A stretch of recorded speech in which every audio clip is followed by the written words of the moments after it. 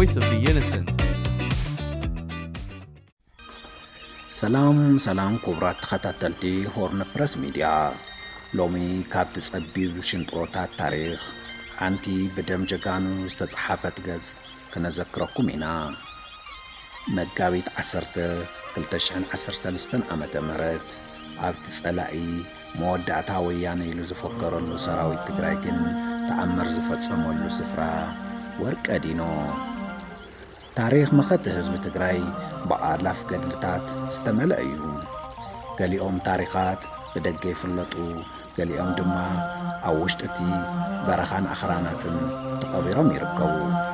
ሎሚ ሆርን ፕረስ ሚድያ ነቲ ብዙሓት ወርቀዲኖ ኢሎም ዝጽውዕዎ ደቂ እቲ ዓዲ ግን ወርቃ ደቢኑ ዝብልዎ ታሪኻዊ ስፍራ ክንወስደኩም ኢና።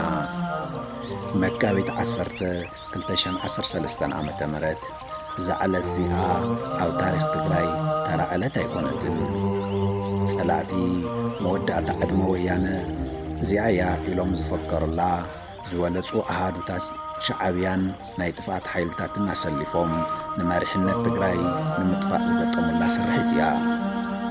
ቦትኡ ወርቀዲኖ እዩ። ኣብታ ጸቢብ መንቀርቅሮ ሰራዊት ትግራይ ብጥሜት ተሳቂዩ ብድኻም ተዳኺሙ ንኣዋርሕ ዝኣክል ዕረፍቲ ስኢኑ ኣብ ዝነበረሉ እዋን ጸላኢ መጥቃዕቲ ኣብ ልዕሊ መጥቃዕቲ ደራረበ። እቲ ድኻም ግን ንጅግንነት ኣይሰዓሮም። ሰራዊት ትግራይ ስኑ ነኺቱ ነቲ ዝነበረ ድኻም ናብ ህልኽ ነቲ ጥሜት ድማ ናብ ሓቦ ቀየሮ። ኣብታ ጸባብ መሬት መራሕቲ ትግራይ ምስ ሰራዊቶም ሓቢሮም ሞት ዝሰዓሩሉን ጸላኢ ድማ ማይ ዓኺቱ ዝተረፈሉን ተኣምር ተፈጸመ። ኣብዚ ውግእ እዚ ድማ ከም በዓል በርሀ በጊዕ፣ ተጋዳላይ ገብረ መስቀል 10-20 ተጋዳሊት ጀሚላ ጓል ሒሳውን ዝኣምሳሰሉ ጀጋኑ ንመሪሕነት ንምድሓን ደሞም ዘፍሰሱሉ እዩ። ወርቀዲኖ ንመሪሕነት ትግራይ ካብ ሓደጋ ዘውፅአ ነቲ ቃልሲ ድማ ሓድሽ ስትራቴጂካዊ ምዕራፍ ዝኸፈተ ናይ ትንሣኤ ስፍራ እዩ። ሎሚ እውን ተኾነ ወርቀዲኖ ኣብ ማህደር ገድልና ፍሉይ ቦታ ኣለዎ።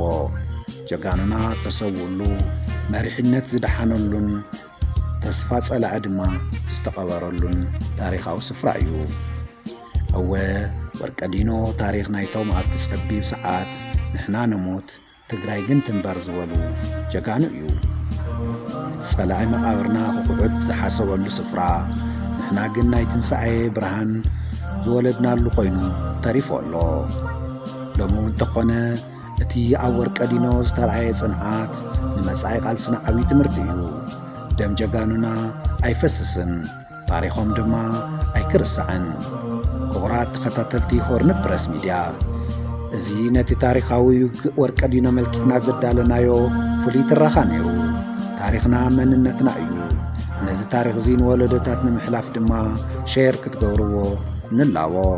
ንጹሓን ዝድመጹሉ ሓቂ ዝንገርሉ ሆርን ፕረስ ሚድያ። ሰላም ንህዝብና፣ ክብርን ሞገስን ንጀጋኑ ሰማዕታትና ይቐኒየልና።